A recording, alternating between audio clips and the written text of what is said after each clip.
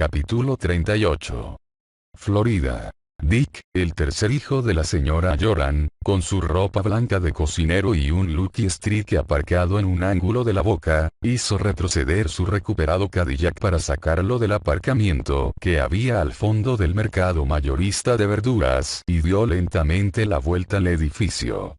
Masterton, que pese a ser uno de los dueños, seguía andando con el paso cansado que había adoptado desde antes de la Segunda Guerra Mundial, estaba entrando un cajón de lechugas en el edificio alto y oscuro. Joran oprimió el botón que bajaba la ventanilla del acompañante. «Esos aguacates están demasiado caros, tacaño», vociferó. Masterton lo miró por encima del hombro, dilató su sonrisa hasta dejar ver los 3 dientes de oro y gritó a su vez. «Y te puedo decir exactamente dónde puedes metértelos, compañero». Comentarios como ese son dignos de atención, hermano. Masterton le mostró el dedo del medio. Joran le devolvió la cortesía.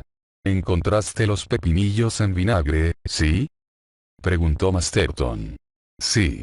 Ven mañana por la mañana, que te daré las mejores patatas nuevas que hayas visto en tu vida».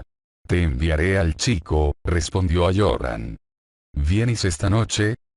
«Tú pones las bebidas, hermano». «Ya las tengo compradas.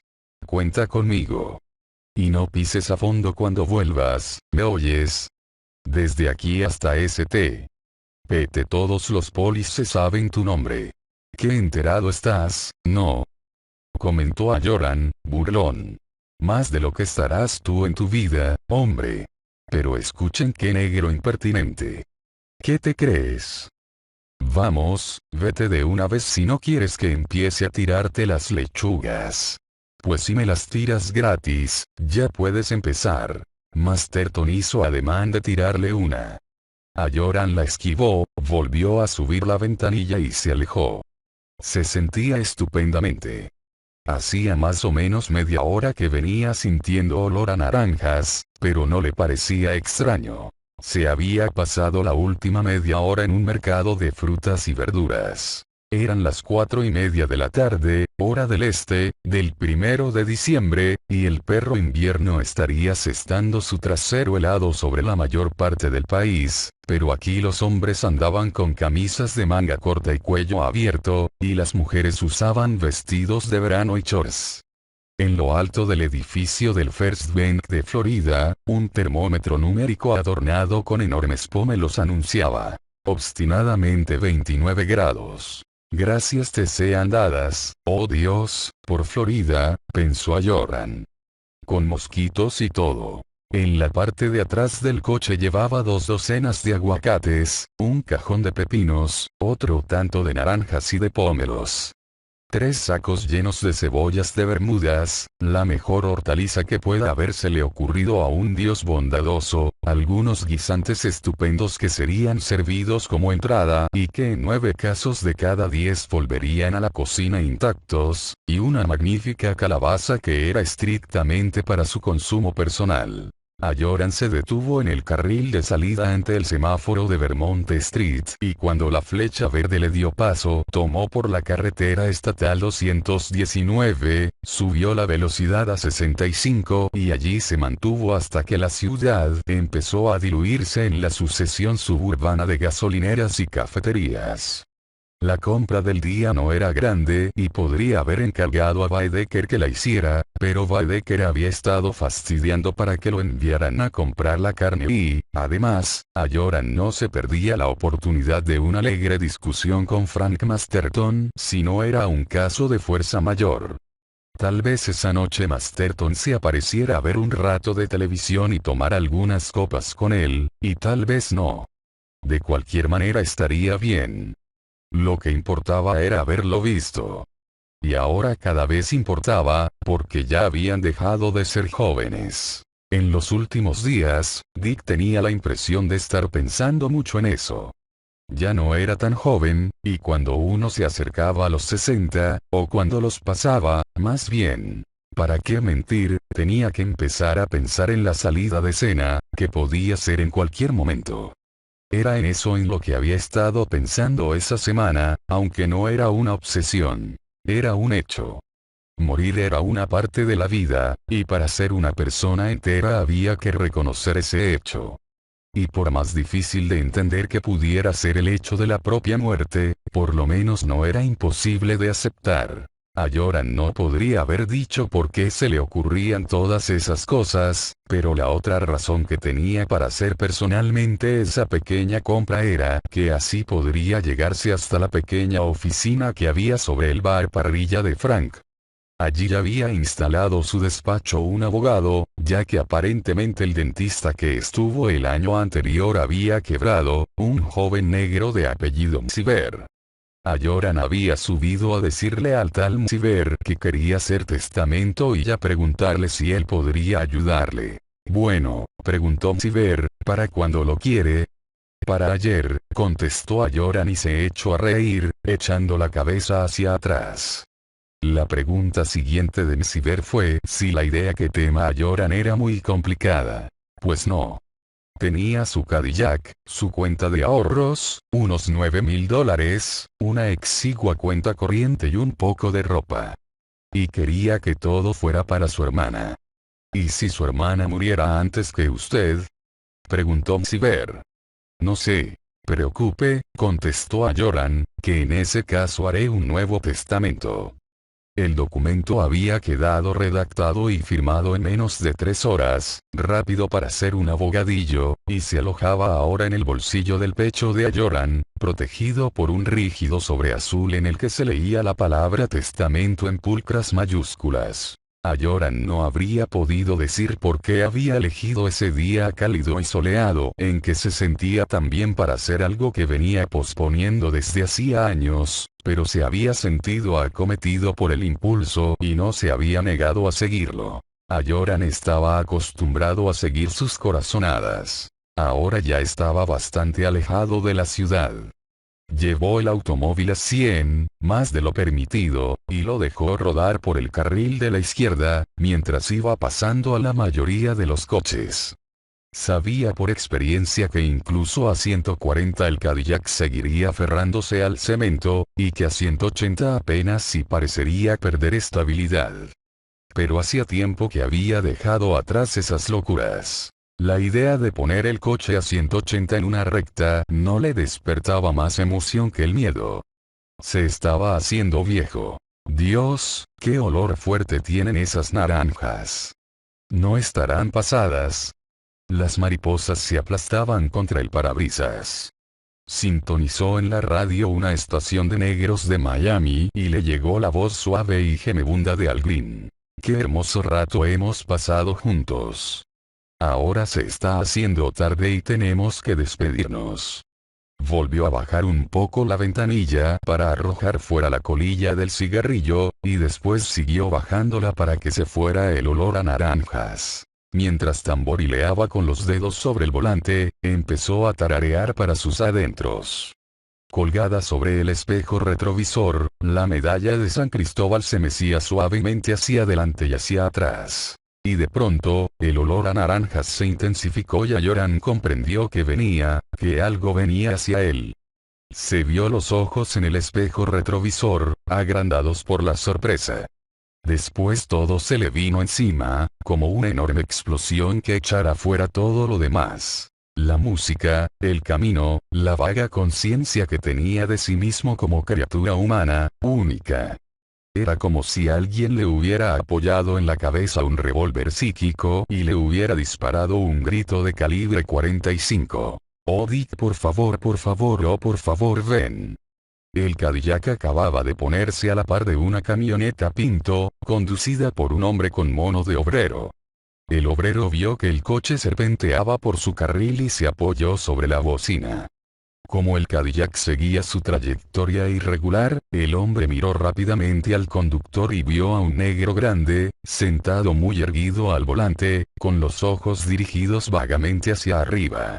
Más tarde, le contó a su mujer que seguramente debía ser uno de esos peinados afro que llevaba todo él. mundo hoy en día, pero que en ese momento había tenido la impresión de que el maldito negro idiota tuviera todos los pelos de punta. Hasta pensó que el negro estaría sufriendo un ataque al corazón. El obrero clavó los frenos y aprovechó un espacio vacío que quedaba afortunadamente tras él. La parte de atrás del Cadillac lo pasó, sin dejar de cerrarse sobre él, y el obrero vio con atónito horror cómo las largas luces de cola en forma de cohete pasaban a no más de medio centímetro de su parachoques delantero. Sin dejar de apoyarse sobre la bocina, el hombre se apartó a la izquierda y pasó vociferando junto al coche cuyo conductor parecía borracho, invitándolo a que cometiera actos sexuales solitarios, penados por la ley. A que incurriera en sodomía con diversas aves y roedores. De paso verbalizó su convicción de que todas las personas de sangre negra deberían volverse a su continente. Expresó su sincera opinión sobre el lugar que le correspondería en la otra vida al alma del otro conductor y terminó diciéndole que le parecía haber conocido a su madre en un prostíbulo de Nueva Orleans. Cuando hubo terminado de pasarlo y se vio fuera de peligro, se dio cuenta repentinamente de que tenía mojados los pantalones. En la mente de Ayoran seguía repitiéndose la misma idea, ven Dick por favor, pero empezó a perderse, de la misma manera que se pierde una estación de radio cuando uno se acerca a los límites de su alcance de emisión. Nebulosamente, se dio cuenta de que su coche rodaba sobre el arcén a más de 80 km por hora, y lo volvió a la carretera, sintiendo como coleaba durante un momento antes de volver a afirmarse sobre el asfalto. A poca distancia, delante de él, había un puesto de cerveza. Ayoran indicó la maniobra y se detuvo, con el corazón todavía latiéndole dolorosamente en el pecho, la cara de un color gris enfermizo. Se dirigió al lugar de aparcamiento, sacó el pañuelo del bolsillo y se enjugó la frente. ¡Santo Dios! ¿En qué puedo servirle? La voz lo sobresaltó, aunque no fuera la voz de Dios, sino la de una camarera muy mona que se había acercado al coche con un anotador en la mano. Sí, nena, un vaso grande de cerveza y 2 paquetes de patatas, ¿eh? Sí, señor. La chica se alejó, haciendo oscilar agradablemente las caderas bajo el uniforme de nylon rojo. Ayoran se recostó contra el asiento de cuero y cerró los ojos. La transmisión había terminado. Había acabado de disiparse mientras él detenía el coche y hacía el pedido a la camarera. Lo único que le quedaba era un dolor de cabeza atroz. Palpitante, como si le hubieran retorcido el cerebro para escurrírselo y colgarlo a secar. Como el dolor de cabeza que le había quedado cuando se expuso al esplendor de ese chico, dandy, allá en el manicomio de Ullman. Pero esta vez había sido mucho más intenso. Entonces el chico lo había hecho como un juego nada más. Ahora había sido el pánico en estado puro, cada palabra un grito de terror en su cabeza. Se miró los brazos, que a pesar de la cálida caricia del sol, seguían mostrando la carne de gallina. Él le había dicho al chico que lo llamara si necesitaba ayuda, recordó Ayoran. Y ahora, el chico lo estaba llamando. De pronto, se preguntó cómo era posible que hubiera permitido que ese niño se quedara allá, con semejante manera de esplendor. Era inevitable que hubiera problemas, y graves tal vez. Sin esperar más, volvió a hacer girar la llave del coche, le dio marcha atrás y se lanzó a la carretera con un chirrido de neumáticos que dejó a la camarera de caderas oscilantes paralizada en la entrada del puesto, con la bandeja y el vaso de cerveza en las manos. «Pero, ¿qué le pasa a usted? ¿Hay un fuego?», gritó la chica, pero Ayoran ya no estaba. El apellido del gerente era Kems, y cuando Ayoran llegó, Kems estaba hablando por teléfono con su corredor de apuestas. Quería apostar a 4 caballos en Rockaway. No, nada de apuesta triple ni de quiniela ni ninguna otra sutileza. Lo más sencillo, a 4 caballos, $600 por cabeza. Y a los Jets el domingo. ¿Cómo? Que él no sabía con quién jugaban los Jets. Jugaban con los Bills, por eso apostaba. 500, sí, como siempre. Cuando Kems colgó, con aire fastidiado, Ayoran comprendió cómo era que un hombre podía sacar 50.000 por año con un pequeño balneario y, así y todo, seguir teniendo brillantes los fondillos de los pantalones. El gerente miró a Ayoran con ojos todavía irritados de tanto haber mirado anoche la botella de whisky. ¿Algún problema, Dick? Sí, señor Kems, creo que sí. Necesito 3 días de permiso. En el bolsillo del pecho de la camisa amarilla de Kems había un paquete de Kent. Sin sacárselo del bolsillo, extrajo un cigarrillo del paquete, entre 2 dedos, y mordisqueó con mal humor el filtro patentado. Después, lo encendió con un encendedor de mesa. Yo también, declaró. Pero, ¿cómo se le ocurre? Necesito 3 días, repitió Ayoran. Es por mi hijo. Los ojos de Kems bajaron a la mano izquierda de Ayoran que no llevaba anillo. Estoy divorciado desde 1964, explicó pacientemente Ayoran. Dick, usted sabe cómo son las cosas el fin de semana. Todo lleno. Hasta los bordes. El domingo por la noche, hasta el Florida Room se llena, los lugares más baratos. Así que pídame el reloj, la billetera, la cuota de la pensión. Vaya, hasta mi mujer se la doy si la aguanta. Pero por favor no me pida días de permiso. ¿Qué le pasa? ¿Está enfermo?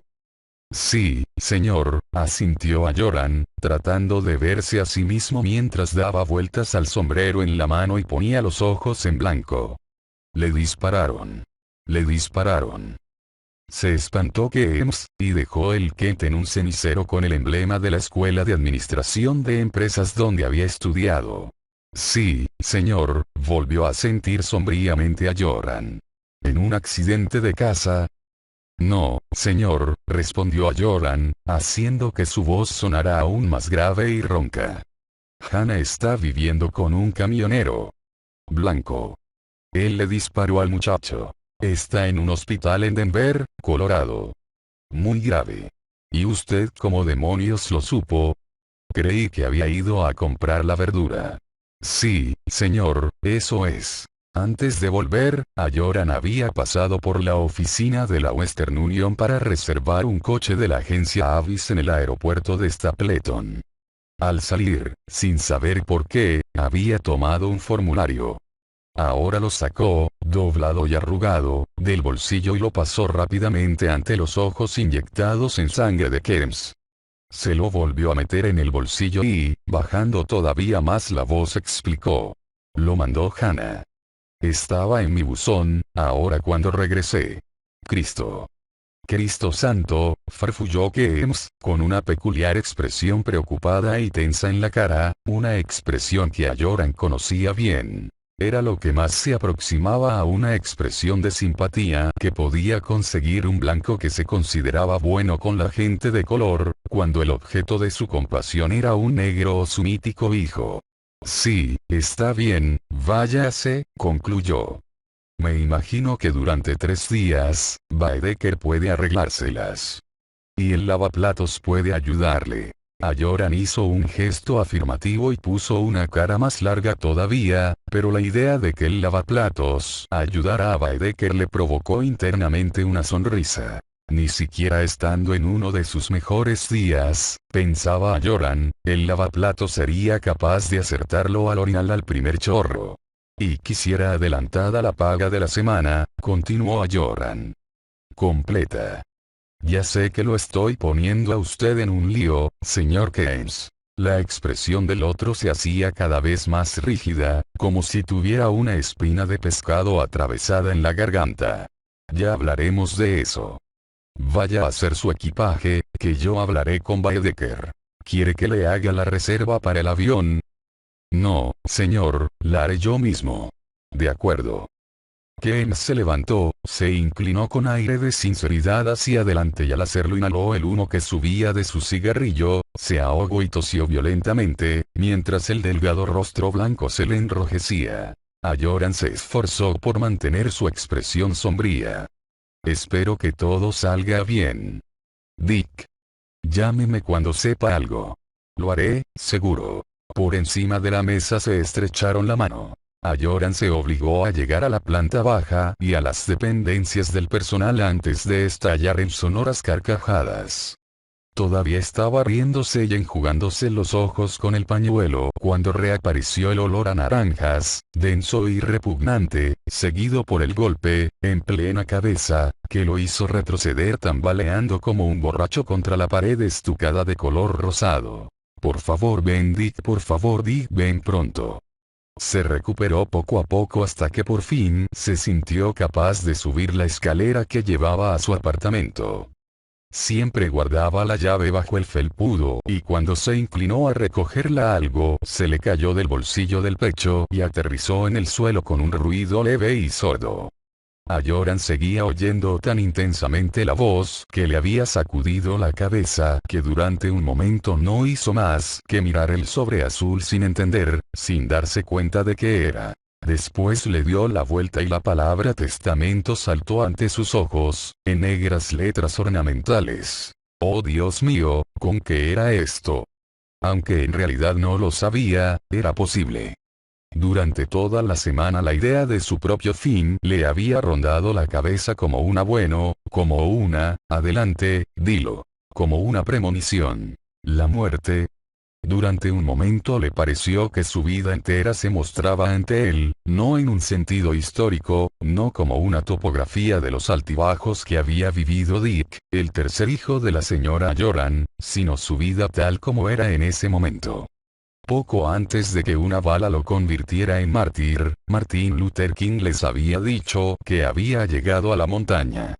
Dick no podía pretender tanto pero, sin ser una montaña, había llegado a una soleada meseta tras años de lucha. Tenía buenos amigos. Tenía todas las referencias que pudiera necesitar para conseguir trabajo en cualquier parte.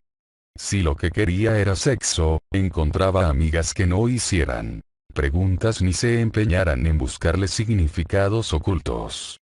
Había llegado a aceptar, y a aceptar bien, su condición de negro. Pasaba ya de los 60 y, a Dios gracias, iba tirando. Iba a correr el riesgo de terminar con todo eso, de terminar consigo mismo, por 3 blancos a los que no conocía siquiera. Pero eso era mentira, ¿o no? Ayoran conocía al chico. Los dos tenían en común algo que suele ser difícil incluso después de 40 años de amistad. Él conocía al chico y el chico lo conocía, porque los dos llevaban en la cabeza una especie de foco, algo que no habían pedido tener, algo que les había sido conferido. No, tú tienes una linterna, el que tiene un foco es él. Y había veces que esa luz, ese esplendor, parecía algo bastante grato. Uno podía acertar con el caballo o, como había dicho el chico, podía decirle a su papá dónde estaba el baúl que faltaba. Pero eso no era más que el condimento, el aderezo para la ensalada, de una ensalada en la que había tanto el amargo de la arveja como la frescura del pepino. Uno podía saborear el dolor, la muerte, las lágrimas. Y ahora que el chico estaba encerrado allá, él tenía que ir por el chico.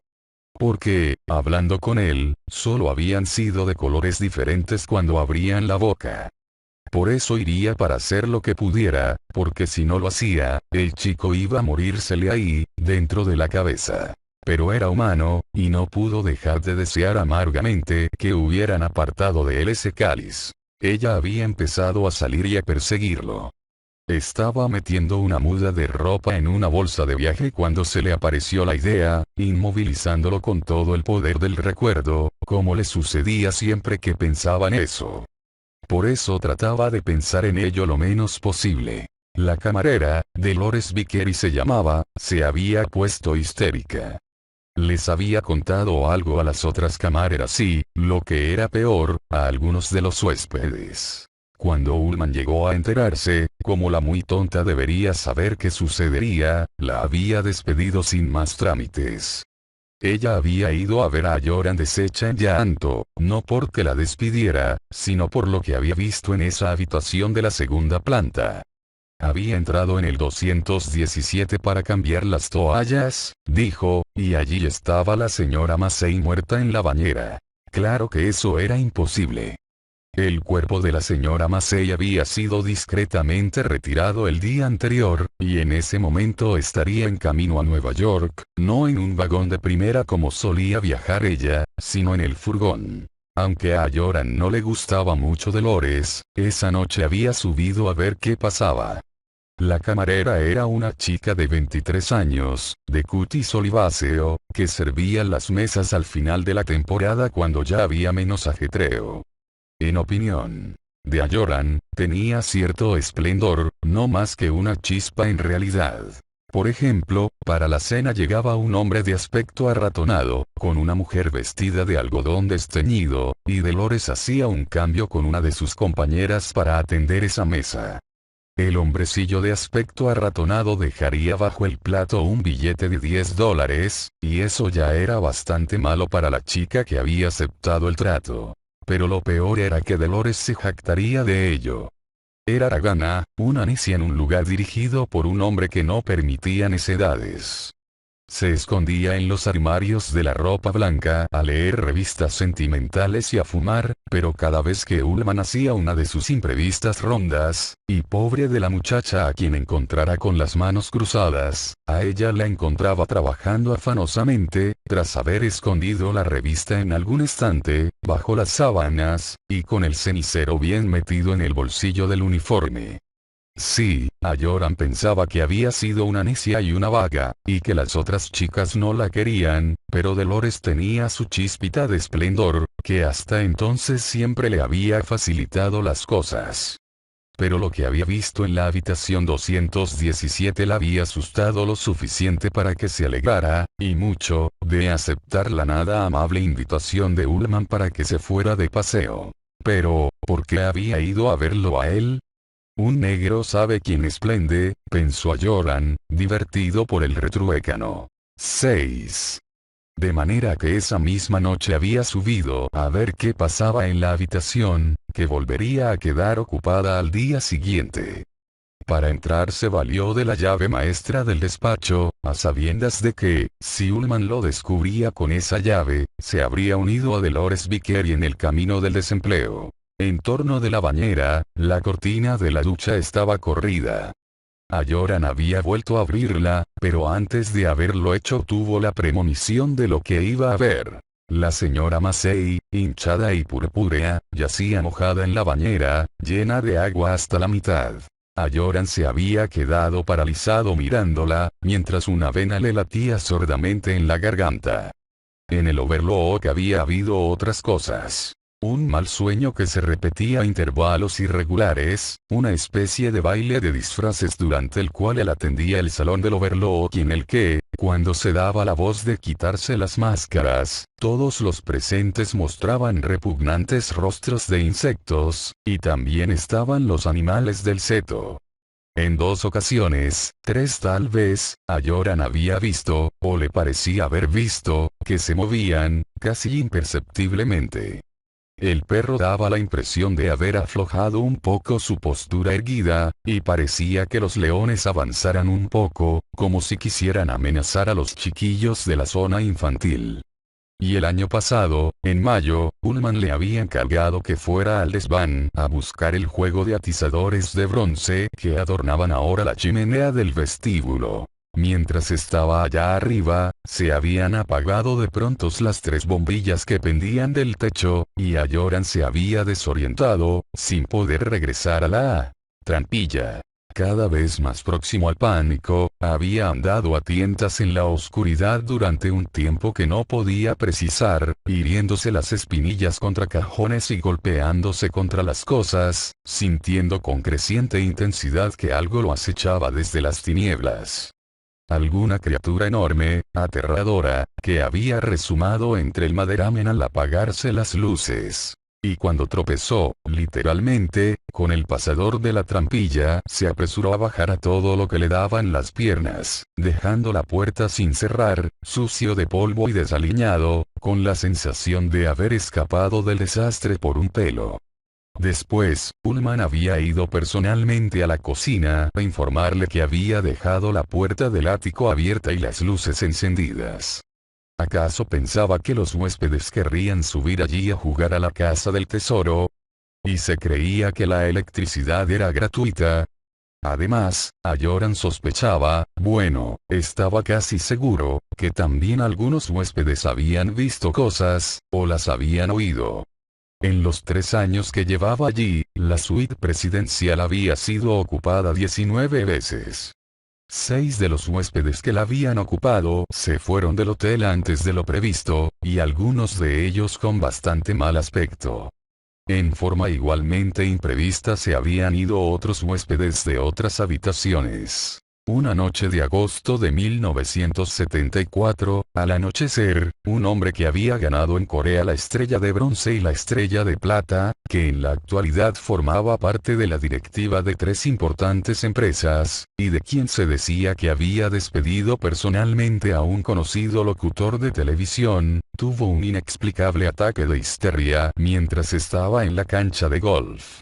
Y durante el tiempo que Ayoran llevaba en el Overlook, había habido docenas de chicos que se negaban, lisa y llanamente, a ir a la zona infantil. Un niño había sufrido convulsiones mientras jugaba en los tubos de cemento, pero Ayoran no sabía si atribuírselo al letal canto de sirena del Overlook o no, ya que entre el personal de servicio del hotel se había difundido el rumor de que la criatura, hija única de un apuesto actor de cine, y que estaba bajo vigilancia médica por su condición de epiléptica, simplemente se había olvidado ese día de tomar su medicamento. Pues bien, al mirar el cadáver de la señora Massey, Ayoran se había asustado, pero sin llegar a aterrorizarse. La cosa no era del todo inesperada. El terror se apoderó de él cuando ella abrió los ojos, dejando ver las plateadas pupilas inexpresivas, y le dirigió una mueca.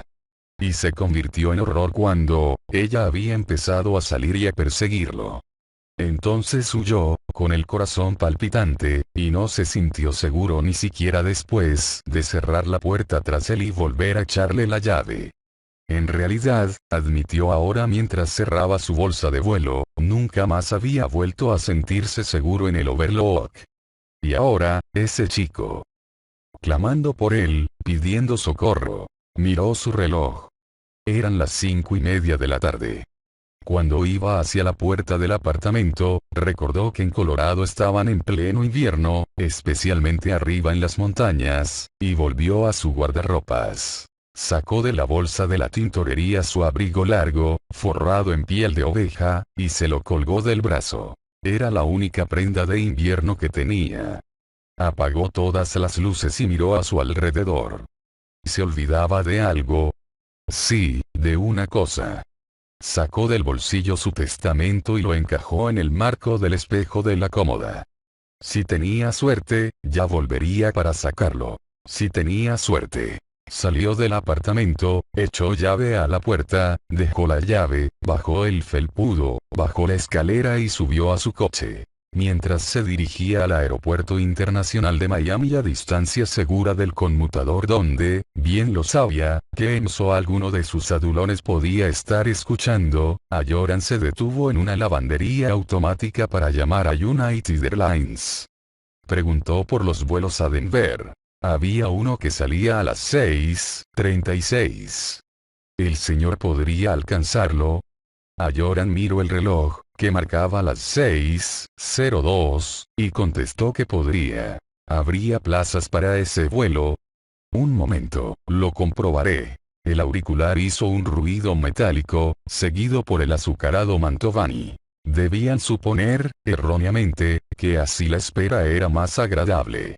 Ayoran empezó a pasar el peso de un pie a otro, mientras miraba alternativamente su reloj y a una muchacha que llevaba colgado a la espalda un bebé dormido, y sacaba ropa de una de las lavadoras.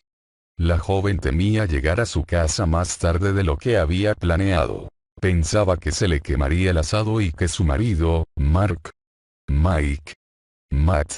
se enfadaría. Pasó 1 minuto. 2. En el momento en que se decidía seguir viaje y correr el riesgo, volvió a resonar en el auricular la voz metálica de la empleada de reservas de vuelo. Había un asiento vacante en ese vuelo, cancelación. Pero era primera clase. ¿Tendría el inconveniente? No, lo reserva. ¿A pagar en efectivo o a crédito? En efectivo, nena. Lo que necesito es volar. Y su apellido era Ayoran, con 2 L's y 2 N's. Hasta luego. Colgó y se apresuró a salir. Parecía que la sencilla obsesión de la chica, su preocupación por el asado, lo acosarían hasta enloquecerlo. A veces las cosas eran así, sin motivo alguno se recibía una idea así, completamente aislada, completamente pura y clara y por lo general, completamente inútil. Casi lo alcanzó. Iba casi a 130 y estaba ya a la vista del aeropuerto, cuando uno de los patrulleros de Florida lo detuvo. Ayoran bajó la ventanilla eléctrica y abrió la boca para explicarle al policía, que pasaba las páginas de su libreta. Ya sé, le dijo el otro, en tono comprensivo. Es en Cleveland, el funeral de su padre. Es que se casa su hermana en Seattle. En San José hubo un incendio que destruyó la tienda de caramelos de su abuelito. O una pelirroja estupenda que está esperándolo en la consigna de equipajes de Nueva York. Me encanta esta parte del camino, llegando al aeropuerto. Ya de pequeño, en la escuela, la hora de contar cuentos era mi favorita. Escuche, oficial, mi hijo está. La única parte del cuento que nunca llego a saber de antemano, continuó el policía, que ya había encontrado la hoja que buscaba, es el número de carnet de conductor del automovilista / narrador en falta y la matrícula correspondiente. Sea buen chico y déjeme verlos. Ayoran miró los tranquilos ojos azules del policía, pensó si valdría la pena insistir con el cuento de que su hijo estaba muy grave y comprendió que con eso no haría más que empeorar las cosas. Ese tipo no era Kems. Sacó la billetera. Estupendo, asintió el policía. Hágame el favor de sacar los papeles, así puedo ver el final de la historia. Silenciosamente, Ayoran sacó su carnet de conductor y el recibo de matrícula de Florida y se lo entregó. Muy bien. También que se merece un premio. ¿Qué? Preguntó Ayoran, esperanzado. Cuando termine de anotar estos números, le voy a dejar que me hinche un globito. Oh, por Dios. Gimió Ayoran. Agente, mi vuelo. Calladito, le aconsejó el policía. No se haga el malo. Ayoran cerró los ojos. Llegó al mostrador de United Airlines a las 6:49, esperando contra toda esperanza que el vuelo se hubiera demorado. Ni siquiera tuvo que preguntar. El monitor de partidas, encendido sobre la puerta de entrada de los pasajeros, le informó que el vuelo 901, para Denver, de las 6:36 hora del este, había salido a las 6:40. Hacía 9 minutos. Mierda, masculló Dick Ayoran. Repentinamente, denso y pegajoso, el olor a naranjas. Apenas si le dio tiempo para llegar al lavabo de nombres antes de recibir el mensaje, aterrado, ensordecedor. Ven Dick, por favor, ven.